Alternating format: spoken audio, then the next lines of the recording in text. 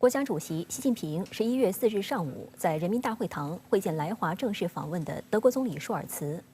习近平表示，今年恰逢中德建交50周年，过去50年中德务实合作持续深化，希望德方同中方一道抵制保护主义，让两国合作成果更好惠及两国民众。中方始终视欧洲为全面战略伙伴，支持欧盟战略自主。当前国际形势复杂多变，中德作为有影响力的大国，在变局乱局中更应该携手合作，为世界和平与发展做出更多贡献。舒尔茨表示，中国是德国和欧洲的重要经贸伙伴，德方坚定支持贸易自由化，支持经济全球化，反对脱钩。世界需要一个多极化的格局。德方反对搞阵营对抗，德方愿为推动欧中关系发展发挥应有作用。习近平表示，中方愿同德方共同努力，构建面向未来的全方位战略伙伴关系，推动中德、中欧关系取得新的发展。习近平介绍了中共20大主要情况，重点阐述了中国式现代化的实质意义。习近平指出，现代化是各国人民的共同期待和目标，但每个国家都应结合自身实际做出路径选择。中国式现代化既有各国现代化的共同特征，更有基于自身国情的中国特色，这是中国独特的客观条件决定的，是中国社会制度和治国理政的理念决定的，也是中国在实现现代化长期实践中得到的规律性认识决定的。中国始终以自身发展维护和促进世界和平，中国发展同世界发展相互交融、相互成就。中国将坚定不移推进高水平对外开放，坚持经济全球化正确方向，继续推动建设开放型世界经济，扩大同各国利益的汇合点。习近平强调，政治互信破坏很容易，重建却很难，需要双方共同呵护。我很欣赏德国前总理施密特的一个观点：政治家应当以宁静接受那些不能改变的，以勇气改变那些能改变的，用智慧分清其中的区别。中德应该相互尊重，照顾彼此核心利益，坚持对话协商，共同抵制阵营对抗、泛意识形态化等因素干扰。双方要始终从战略高度把握两国关系大方向，以建设性态度追求最大公约数，以开放心态促进务实合作，既不自我限制，也不好高骛远，为两国关系长期稳定发展创造条件。中国对德政策保持高度稳定性、连贯性，希望德方也奉行积极对华政策，实现两国互利共赢。习近平指出，中欧关系关乎全球格局稳定和亚欧大陆繁荣，值得双方努力维护好、发展好。中方始终视欧洲为全面战略伙伴，支持欧盟战略自主，希望欧洲繁荣稳定，坚持中欧关系不针对、不依附，也不受制于第三方。形势越是复杂困难，中欧就越要坚持相互尊重、互利共赢、对话合作。中方愿同德方、欧方加强在国际事务中的协调合作，围绕应对气候变化、保护生物多样性、促进粮食安全等全球性问题，共同寻找解决方案。舒尔茨表示，当前国际形势复杂严峻，欧洲大陆也面临着前所未有的新挑战。德方希望同中方保持沟通协调，更好维护地区和世界的和平与安全。中国是德国和欧洲的重要经贸伙伴，德方坚定支持贸易自由化，支持经济全球化，反对脱钩。德方也愿同中方就双方立场不一致的问题交换意见，增进了解和互信，努力稳定、巩固和发展德中关系。世界需要一个多极化的格局，新兴国家的作用和影响值得重视。德方反对搞阵营对抗，政治家有必要为此负起责任。德方愿为推动欧中关系发展发挥应有作用。会见结束后，习近平在人民大会堂金色大厅为舒尔茨举行了宴会。习近平与舒尔茨的会见原定45分钟，延长到了1小时20分钟。全程参会的外交部副部长邓丽表示，舒尔茨总理此次访华具有特殊意义，他总结为聚焦3个怎么办。第一个，在当前形势下，中德关系怎么办？中德建交50年，这也是双方相互成就的50年。50年来，中德的贸易额增长了近1000倍。今后我们也会继续秉持这种原则去推进发展同德国在各领域的合作。第二个怎么办？是中欧怎么办？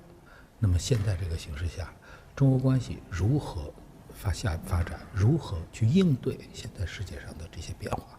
习近平主席也指明了一个方向，就是中方始终把欧洲作为自己的战略伙伴。我们也希望继续在相互尊重、互利共赢、对话合作的基础上去推进中欧关系。第三个怎么办？是国际社会该怎么办。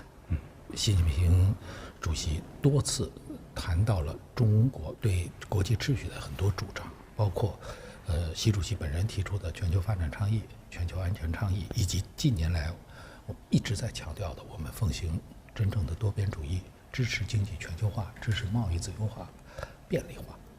刚才在会谈中，德国也是支持经济全球化、贸易自由化、便利化的。4日下午，国务院总理李克强在北京人民大会堂举行仪式，欢迎德国总理舒尔茨对我国进行正式访问。李克强欢迎舒尔茨访华，他表示，中德同为世界主要经济体，彼此交往日益增多，务实合作不断迈上新台阶。当今世界遇到诸多困难和挑战，全球经济面临衰退的风险，在此背景下，信心和预期显得更加珍贵。我们愿同德方一道，在相互尊重、互利互惠基础上，持续推动中德关系健康稳定向前发展，为国际关系增添更多稳定性，为世界经济注入更多发展动能，更好维护地区和世界的和平与稳定。李克强指出，双向开放、互利共赢是中德务实合作的鲜明特征，经贸合作是两国关系发展的压舱石。中方愿同德方加强贸易投资、制造业、疫苗等重点领域合作，积极推动建立应对气候变化合作机制，有序推动增加两国直航航班，更好便利双方人员往来。中国坚定不移走和平发展道路，坚持改革开放的基本国策，坚定奉行互利共赢的开放战略，开放的大门只会越开越大。舒尔茨表示，德中建交50年来，两国政治、经贸等领域合作取得丰硕成果。德国不主张脱钩，希望确保世界和平发展，维护全球经济增长，实现平等市场准入。德方愿同中方共同克服新冠肺炎疫情影响，在平等互惠基础上深化经贸、应对气候变化等领域合作，促进人员交往，推动德中关系进一步深入发展。会谈后，两国总理共同会见了记者。李克强表示，中德两国作为亚欧大陆两端的主要经济体，应当增进战略互信，坚持双向开放，深化互利共赢合作，向世界发出坚持多边主义、支持世界多极化、共同维护自由、公平贸易的积极信号。中德务实合作取得丰硕成果，双方一致同意增进中德之间的交往和各领域交流，深化重点项目合作。中国将持续推进高水平对外开放，使中国成为对外开放的高地、外商投资的热土。舒尔茨表示，德中经贸往来和双边关系日益密切，德方愿同中方增进互信，拓展重点领域合作，推动建立应对气候变化对话机制，携手应对粮食安全、能源安全、生态环境等方面的挑战，为推动世界和平与发展做出积极贡献。舒尔茨此次访华备受国内外舆论关注，多家媒体总结，舒尔茨此访开创了3个第一，重要性可见一斑。他是中共20大闭幕后首位访华的欧洲领导人，也是新冠疫情爆发以来首位访华的欧洲国家领导人。同时，这也是舒尔茨自去年12月就任总理以来首访中国。此次跟随舒尔茨访华的还有一支由德国头部企业高管组成的豪华阵容代表团。根据德国商报此前披露，在近100份申请中，有12名行业公司的代表获准与舒尔茨一同访华。虽然人数不多，但分量十足。既包括来自汽车、化工、制造业等德国传统优势产业的代表，也包括德国拜恩泰科等新兴的生物科技公司，覆盖了中德经贸中的重点领域与潜力行业。其中，德国化工巨头巴斯夫首席执行官伯穆勒也在随行名单上。今年9月初，他专程从德国赶赴中国，参加巴斯夫集团在广东湛江建设新的一体化基地首套装置投产仪式。该项目总投资约100亿欧元，这是德国企业在华投资规模最大的单体项目。目前，大中华区是巴斯夫全球第2大市场。根据巴斯夫发布的2021财年年报，该公司面向大中华区客户的销售额约为120亿欧元。伯穆勒日前接受新华财经采访时就表示，中国经济增长的驱动力依然强劲，巴斯夫也从中国不断扩大的市场准入政策中获益。此次随团访问的2家德国车企大众汽车和宝马集团也备受关注。数据显示，大众与宝马2家德国汽车集团及其合资企业2021年在华交付汽车超过400万辆。大众集团最近还宣布，计划投资约24亿欧元，约合170亿元人民币，与中国智能芯片公司地平线成立合资企业。宝马也透露，将再投资100亿元人民币，扩大在中国的电池项目投入。截至2021年，中国已连续第6年成为德国最重要贸易伙伴。经济数据也印证了德国企业加速对华投资的趋势。中国商务部的数据显示，今年前8个月，德国对华投资同比增长30%，是同期对华投资增长幅度靠前的国家之一。值得注意的是，习近平在与舒尔茨会见时就指出，过去50年，中德务实合作持续深化，双边贸易规模增长近1000倍，服务了两国经济社会发展。双方要继续做大共同利益的蛋糕，在拓展传统领域合作潜力的同时，激活新能源、人工智能、数字化等新领域合作活力。舒尔茨也表示，愿同中方继续深化经贸合作，支持两国企业相互扶对方，开展投资合作。可以看出，这12家公司呢，基本上都涵盖了德国的，应该说制造业的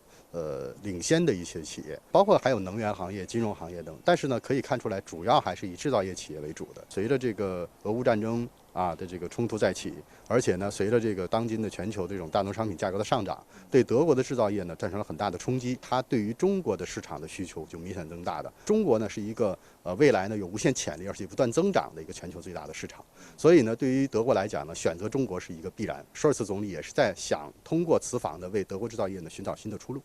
国际舆论对舒尔茨此次访华的背景也高度关注。俄乌冲突引发的能源危机已经导致德国经济前景暗淡。德国主流经济研究机构发布的秋季经济预测联合报告预测，德国在2022年下半年和2023年年初将陷入衰退。然而，今年以来，部分德国政客、媒体机构等却在美国一些政客、智库等一再鼓噪下，也传出对华脱钩、减少对华过度依赖等论调。对此，舒尔茨多次明确表示，德国经济与中国脱钩既不现实，也不可能。今年10月11号，舒尔茨在出席柏林机械工程峰会时，明确表态支持全球化，并强调脱钩将是完全错误的道路，必须与包括中国在内的许多国家开展贸易。此次出发前往北京前，舒尔茨还在德国主流大报《法兰克福汇报》发文，阐述了自己对于此次中国行的思考。他表示，即便世界局势发生变化，与中国进行直接对话现在更为重要。中国仍是德国和欧洲重要的经贸伙伴，德国不想也不能与中国脱钩。舒尔茨还认为，在全球性问题上，中国发挥着关键作用，德中应寻求符合双方利益的合作。习近平与舒尔茨会谈中特别提到的德国前总理施密特是德国和世界政坛备受尊重的政治家，他被称为中国人民的老朋友。从政期间曾积极促进德国与中国建交，是中德关系的开拓者和推动者。施密特曾于1975年、1984年和2000年12月访华，2005年9月来华参加21世纪论坛2005年会议。2015年11月10号，施密特在德国北部城市汉堡去世，享年96岁。外交部副部长邓丽介绍，在与习近平主席会见时，舒尔茨总理再次非常明确地表明态度。舒尔茨总理在谈到这个问题时候，非常明确地说，他反对脱钩，他主张继续推进合作，他支持经济全球化。经济安全呢，也确实成为一些国家这个比较关注的一个焦点。但是呢，我们都知道呢，在这个安全和发展之前，要做一个平衡也就是说，德国说的要有清醒的认识清醒的平衡，不能够因噎废食，对吧？也不能够说光为了安全就不要发展。所以呢，实际上来讲呢，这也反映出整个现在德国内部的一个争论。舒尔茨在这种背景下来，实际上已经做出了一个选择，也就是说不跟中国脱钩。虽然可能要重新考虑不把鸡蛋放在一个篮子里，但是并不意味着说不跟中国做生意不跟中国进行合作。就像舒尔茨总理自己公开所讲的那样。值得关注的是，在欧盟层面，对于此次舒尔茨访华，部分国家在美国的鼓噪下，也表达了所谓的担忧。他们希望欧盟以一个声音与北京进行对话。不过，在10月下旬召开的欧盟峰会上，舒尔茨公开表示，去北京的访问对我来说很重要，没有国家想与中国脱钩。值得一提的是，德国是欧盟2大支柱之一。在行前，舒尔茨还赴巴黎与法国总统马克龙进行政策协调。外界认为，舒尔茨访华也在某种程度上代表了欧洲的主流意愿，以实际行动反对美国鼓吹的脱钩断链。观察指，一些势力被所谓意识形态冲昏头脑，认为对华经济往来会造成日后所谓受制掣肘于中国的被动局面，使欧洲经济缺乏韧性，让欧洲丧失经济安全等等。但按照中国商务部的数据，今年1至8月，欧盟整体对华投资同比增长123.7%。欧洲企业用脚投票，持续看好中国市场。作为欧洲的领队，德国总理舒尔茨以实际行动和表态都说明，这些鼓吹脱钩的言论不符合实际情况，更不会是欧洲的未来选择。中德之间呢，最大的一个优势就是双方多少年来保持的一个务实性的合作，务实合作始终是双方这种关系的一个基石，也是中欧关系的一个基石。舒尔茨他的这个总理的访问呢，远远超出了这个德国一家我说中德之间关系的范畴。那么德国呢，作为欧洲最大的一个经济体，对吧？也是欧洲的领头羊，他呢已经做出了一个选择，也就是说，在这种所谓他认为的竞争之间，光竞争是不够的，更重要的还是看到合作。实际上，对于未来欧洲呢制定新的对华战略，包括呢如何平衡中美欧几个大国之间的关系，我觉得呢也是具有象征意义的。相关话题来连线特约评论员陈斌。陈先生您好。习近平主席会见了来中国访问的德国总理舒尔茨，原定45分钟的会见延长到1小时20分钟。您怎么看待他的北京之行？主持人好，舒尔茨访华呢有4个第一。首先呢，他是2019年以来第一个访华的西方领导人；其次呢，他是中共20大以后第一个来访的欧洲领导人；再次，他是美国把中国视为头号对手以后第一个来访的 G7 国家领导人。那么最后呢，是他就任德国总理以后第一次访问中国。他这次来呢是挺有勇气和胆识的，遭到美国和欧盟的阻挠，包括德国国内政客的非议。美欧为什么要阻拦他呢？因为美国在推动西方世界与中国脱钩，要像减少对俄罗斯能源依赖一样，减少对中国市场产品和资源的依赖。那么在关键技术上给中国设卡，从而阻碍中国的全面发展。美国和欧盟都很担心中国稳定的经济增长和日益扩大的国际影响力，最终将把西方主导的世界体系推展到多元化的世界格局，这美欧就不能称王称霸了。那么在欧盟内部，尽管在俄乌军事冲突中吃了大亏，对美国有很多的不满，但是在安全上仍然无法摆脱美国的依护，加上价值观的相同，多数欧洲国家还是不敢对美国说不，更愿意顺从于美国的对华遏制战略，听信美国对中国的抹黑和误读。可以说美国和欧盟无形中建立了一个围城，不希望其成员国与中国走近。舒尔茨在西方的议论纷纷中，还是果断地迈出了步伐，向北京出发。他的访华等于突破了美欧的围城，要与中国合作。他在出发前也多次表态反对与中国脱钩，并且用行动破了美欧防线，比如说允许中国国企收购汉堡港的部分股权，同意中国公司收购德国半导体企业。因此舒尔茨访华释放了一个明确的信号，欧洲国家应该能够走自己的路，美国无权要求他们绝对服从美国战略，德国也不会成为美国的傀儡。这样欧洲和中国相互尊重、合作共赢的局面也就打开了，两国关系的大方向就不会跑偏，这步子也会走得更稳。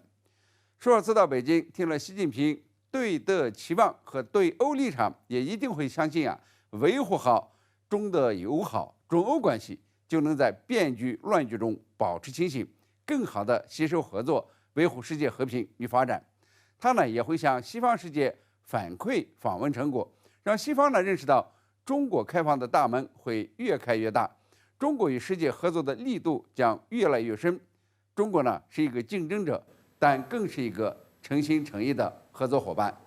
好的，谢谢陈先生在线与我们分享您的观点，谢谢。党的20大以后，中国特色大国外交持续推进。除了多国领导人接踵访华外，外交部还宣布，国务院总理李克强将于8日开始出席东亚合作领导人系列会议，并对柬埔寨进行正式访问。而15日至16日，20国集团领导人峰会也将在印尼巴厘岛举行。中共中央政治局委员、国务委员兼外长王毅强调，中方将坚定支持印尼办好20国集团领导人峰会。外交部发言人赵立坚4号宣布，应柬埔寨王国首相洪森邀请，国务院总理李克强将于10月8号至13号出席在柬埔寨金边举行的第25次中国东盟领导人会议、第25次东盟与中日韩领导人会议和第17届东亚峰会，并对柬埔寨进行正式访问。这是李克强在疫情发生3年多来的首次外访。赵立坚表示，中柬是友好邻邦和铁杆朋友，近年来，中柬关系持续高位运行，中柬命运共同体建设取得丰硕成果，给两国人民带来了切实利益。当前疫情延宕反复，世界经济复苏乏力，不稳定性和不确定性增加。中国将坚持维护世界和平、促进共同发展的外交政策宗旨，致力于推动构建人类命运共同体，坚持亲、诚、惠、容和与邻为善、与邻为伴的周边外交方针，继续深化同柬埔寨等周边国家的友好互信和利益融合。我们期待以此访为契机，同柬方加强治国理政经验交流，深化在农业、制造业、绿色经济、人文交流等领域合作，携手走好具有各自特色的现代化道路，共同丰富发展中国家走向现代化的路径，更好地惠及两国人民。进入11月，全球多场多边外交活动密集举行。15号至16号，印尼巴厘岛将举行20国集团领导人峰会。国务委员兼外长王毅3号同印尼对华合作牵头人、统筹部长卢胡特通电话。卢胡特表示，世界面临前所未有的地缘政治和经济复苏乏力挑战，中国的作用与合作至关重要。王毅强调，中方将坚定支持印尼履行主席国责任，办好20国集团领导人峰会，推动峰会聚焦自身定位，加强宏观经济政策协调，共同应对世界经济低迷、全球治理紊乱等严峻挑战。这个是在我们党的20大之后所召开的一次峰会，所以国际社会对于中国的发展，尤其是中国经济的开放性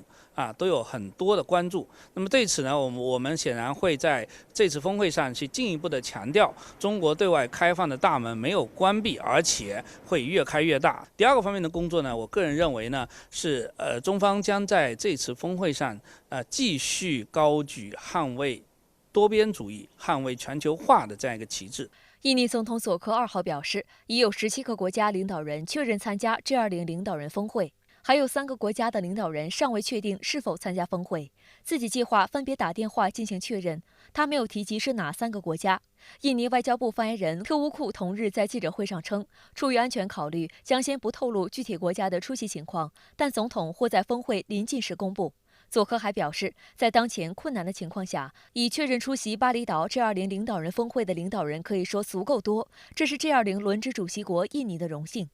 本周早些时候，印尼外交部长雷特诺透露，有个别领导人因国内特殊情况未能确认出席。他举例称，巴西国内正在举行大选，因此该国领导人尚未给出确切消息。有巴西媒体报道称，巴西总统博索纳罗总统大选失败后，已经决定不参加 G20 峰会。这应该说是在疫情背景之下很难得的全球领导人、主要国家领导人的一次聚会，所以它显然它是对于全球治理的这个方向和改革都有重大的意义。对于下一步如何能够尽快的走出经济衰退的困境，进一步的解决全球治理所面临的一系列挑战，都有重要的风向标意义。俄乌冲突为今年的 G20 峰会蒙上了阴影。印尼一直努力团结各方，顶住西方国家希望阻止俄罗斯出席峰会的压力。今年6月，佐科亲自前往莫斯科和基辅，成为冲突爆发后首次访问这2个国家的亚洲领导人。主要目的就包括邀请2国领导人出席今年的 G20 峰会，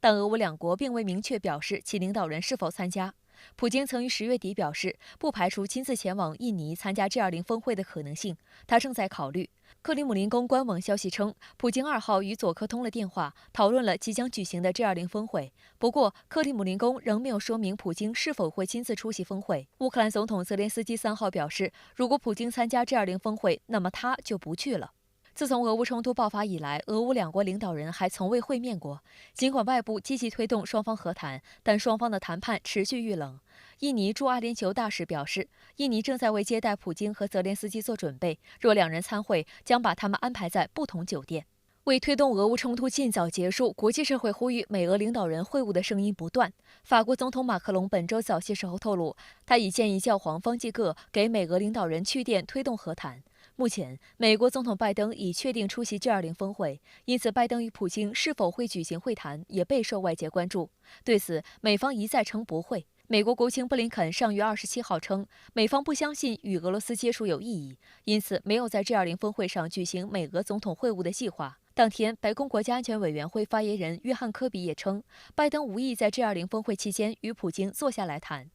此前在接受 CNN 采访时，拜登曾表示，如果普京想谈谈释放在俄被拘留的篮球明星格里纳的问题，我就会和他会面。但美国政治新闻网披露称，美国正采取措施避免拜登和普京发生任何可能的相遇，白宫对此予以否认。对于美俄领导人会面，俄总统新闻秘书佩斯科夫日前表示，美国愿意倾听俄罗斯的关切，并重新讨论安全保障问题，是普京与拜登之间举行会谈的前提条件。俄罗斯外长拉夫罗夫也指出，只有在提议切实可行且相互尊重的情况下，才有可能与西方国家举行会谈。俄罗斯卫星社报道称，早在去年12月，俄罗斯就发布了一份安全保障草案，呼吁美国和北约举行会谈来讨论该草案，以缓和紧张局势。该草案规定了对部署军队、导弹和军事装备的重大限制，以及对北约扩张的限制，并规定将乌克兰排除在北约之外。然而，北约强调，该组织不会放弃门户开放的政策。美方也拒绝就俄罗斯的担忧举行会谈，只选择了美国方面感兴趣的问题，而不是莫斯科的所有担忧。近些年来，美俄之间的关系持续恶化，不断降到低谷。那么这种低谷呢，使得两国领导人、两国高层的政治互信被严重削弱。那么在这种环境之下呢，恐怕两国对话也缺乏相应的氛围。比如说，我们知道在美国国内反俄的情绪非常高涨。所以在这种情况之下，即便美国领导人出席了与俄罗斯方面的这个元首会晤，恐怕也会面临更多的来自美国国内的政治压力，很难做出一些缓和性的姿态或者表态。所以这一系列问题都导致了双方在目前其实即便对话或者会晤，也很难产生实质性的效果。距离2022年美国中期选举仅剩4天，共和党攻势凶猛，不仅在众议院争夺战中与对手民主党拉开差距，甚至围绕参议院多数党位置的斗争，在一些民调中也反超民主党。据外媒报道，本次中期选举的竞选花费预计超过167亿美元，成为史上最烧钱的中期选举。而在这场美国政坛格局即将迎来变动的前夕，最大的新闻来自前总统特朗普。他在助选活动上公开表态，非常有可能第3次参选总统。There has never been a president that has been better to the farmers or better to Iowa than Trump. Okay, that I can tell you, right? 美国中期选举将在10月8号举行，拜登和特朗普分别代表民主党和共和党的现任与前任总统，同时发起了跨越多州的竞选闪电战。特朗普在5天内造访4个关键选举州：艾奥瓦、佛罗里达、宾夕法尼亚和俄亥俄。当地时间3号晚，在助选首站艾奥瓦州苏城，还是那个熟悉的场景，熟悉的味道。I ran twice, I won twice, and did much better the second time than I did the first, getting millions more votes in 2020 than I got in 2016, and likewise, getting more votes than any sitting president in the history of our country by far.And now, in order to make our country successful and safe and glorious, I will very probably do it again, okay? Very probably. 2020年的总统大选中，特朗普曾以90%以上支持率在艾奥瓦州胜出。外界注意到，造势活动的标语不仅包括让美国再次伟大，还多了拯救美国的字样。至于到底何时正式官宣，路透社报道称，特朗普的3名顾问透露，他将于本月24号之前宣布。另有消息称，一旦共和党赢得中期选举，特朗普将即刻宣布参选。 Honestly, I'd love to hear that he's going to run again in 2024. So that's what I'm really hoping for.尽管已经离开总统宝座近2年，但过去数个月以来，特朗普依旧保持高人气。他频繁出现在全美17个州的竞选集会上，为其青睐的共和党参选人站台助选。外界看来，共和党参选人一旦获得了特朗普的支持，就有如神助，足以在党内初选中大杀四方。美联社分析称，尽管特朗普在2020年大选中失利，而且其位于佛罗里达州的海湖庄园因藏有机密的总统文件而接受调查，但特朗普通过自己手中的票仓，试图彰显自己的影响力，并借助可能会出现的共和党大胜势头，强化自己作为共和党霸主的角色。今年这个中期选举实际上是可以看成是2024年这个大选的前哨战。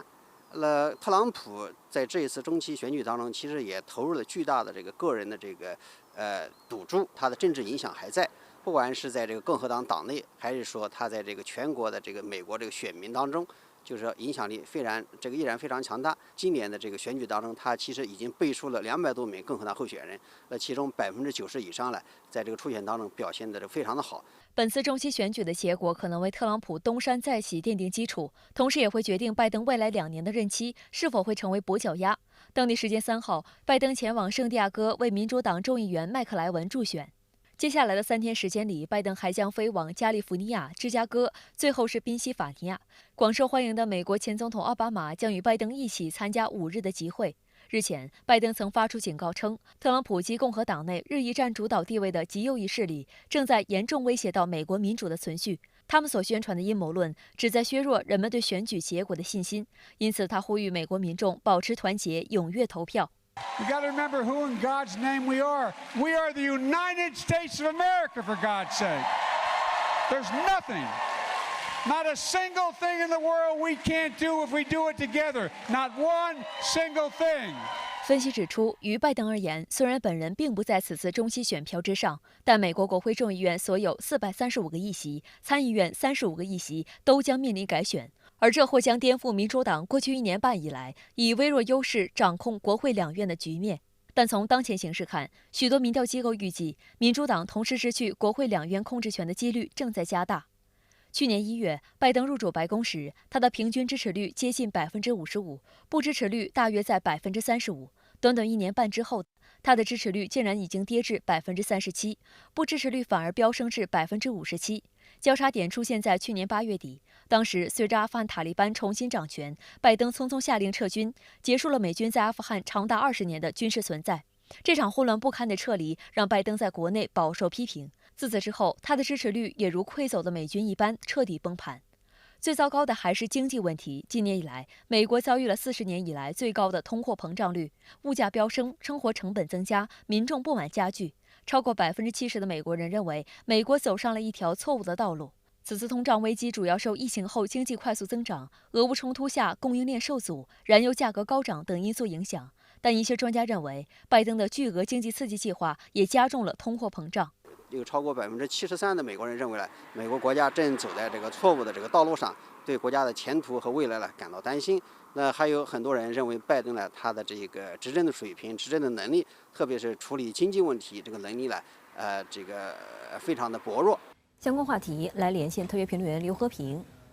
刘先生您好。美国即将举行中期选举，这次选举稍前创纪录，美媒预判民主党选情吃紧。那么您对此有何观察呢？其实众所周知，美国的民主和共和两党分别代表着美国的左右2种意识形态与价值观念。在近年来的所有选举中，这2个党都会围绕着宗教信仰、生活方式、枪支管控、医疗保障、非法移民以及经济全球化等议题，在意识形态与价值观念层面展开激烈的博弈。然而有意思的是，在这次中期选举中，虽然拜登总统与民主党仍然在高举捍卫美国的民主、保障妇女的堕胎权等意识形态与价值观念牌，但是共和党压根就不接招，他们放弃了自己的传统打法与传统阵地，而是反反复复地重复着一件事情，即拜登政府与民主党无能，导致美国眼下的通货膨胀率爆表，美国民众正处于水深火热、民不聊生当中。这也就意味着，在这次中期选举中，共和党正在高举经济民生牌来对抗民主党的意识形态与价值观念牌。那么值得注意的是，根据当前的民调，早前一度因为堕胎权问题而处于不利地位的共和党，不仅有高达8-9成的概率会重新夺回众议院的控制权，甚至还有望拿下参议院的控制权。这种现象就说明，共和党主打经济民生牌的策略是对头的，它直接打到了当前美国多数选民的心头之痛。我认为这背后的原因就在于，选民都是理性务实，甚至是非常功利与非常短视的。当经济情况好，尤其是物价稳定的时候，你跟我谈意识形态和价值观念是可以的。一旦经济增速下滑，物价飞涨，那无论是左还是右的意识形态就通通都跟我见鬼去了。这就是民主党的意识形态与价值观念老牌敌不过共和党的经济民生牌的原因。这种现象也就意味着40年来最为严重的通货膨胀问题已经主导了这次美国中期选举的走向，或者说拜登与民主党栽在了通胀问题上。而在我看来，实事求是来说，拜登与民主党的确是有些冤枉，因为美国经济下滑与通货膨胀高企，实际上是前面历届政府，尤其是特朗普政府无节操的大放水的结果。对华贸易摩擦也是特朗普主动挑起来的，拜登只不过是萧规曹随而已。而俄乌冲突，这是拜登政府无法控制的。但是没有办法，由于现在是拜登与民主党在执政，对此他们必须要概括承受。假如这次中期选举民主党落败，真的丢掉对参众两院控制权，您觉得这将对拜登政府的内政与外交带来哪些影响？我认为，由于民主与共和两党的政党恶斗已经发展到了不是你死就是我活的状态。假如在这次中期选举中，民主党丢掉了参众两院的控制权，那不仅意味着拜登本人的执政已经提前进入了跛脚鸭状态，而且美国的内政，尤其是内部经济民生方面的施政，将会因为政党恶斗而再次陷入停滞不前的状态。也就是说，拜登政府在内政施政方面将很难再有作为。在这种情况下，未来民主与共和两党以及国会与白宫都会将主要的精力放在拼外交上面，这势必会对美国接下来的外交政策产生重大影响。而在我看来，这个影响主要集中在2个方面，一个是在对华政策，尤其是台湾问题上，由于对华强硬与干涉台湾事务是民主与共和两党以及白宫与国会唯一不存在分歧的地方。一旦民主党丢掉了参众两院的控制权，那对于中美关系，尤其是两岸关系来讲，绝对不是一件好事情。共和党控制的参众两院在中美关系与台湾问题上将会制定一系列比民主党更加强硬与激进的法案，来逼着拜登政府向前冲。而拜登政府与民主党为了显示自己并不是孬种，这会变本加厉地执行这些法案。如此一来，美国国内又会出现特朗普执政时期民主与共和两党、白宫与国会在对华政策与台湾问题上相互飙车的现象。另外一个可能受到影响的就是俄乌冲突这一块。为资本家看守钱袋子，在对外援助上一向吝啬的共和党一定会通过自己控制的众议院来削减拜登政府对乌克兰大手大脚的援助。我们知道，在这场俄乌冲突当中，乌克兰之所以能够坚持长达半年以上，并且开始在局部领域内展开反守为攻，主要原因就在于他们得到了来自北约，尤其是美国源源不断的军事与经济援助。假如美国的援助一旦放缓下来，那乌克兰的士气与进攻势头立马就会受到重大影响。这样一种局面将会逼得这段时间以来坚决拒绝跟俄罗斯进行和谈的乌克兰总统泽连斯基不得不放低姿态来跟俄罗斯谈判。也就是说，美国的这次中期选举将会在一定程度上决定着这场俄乌冲突的走向。好的，谢谢刘先生在线与我们分享您的观点，谢谢。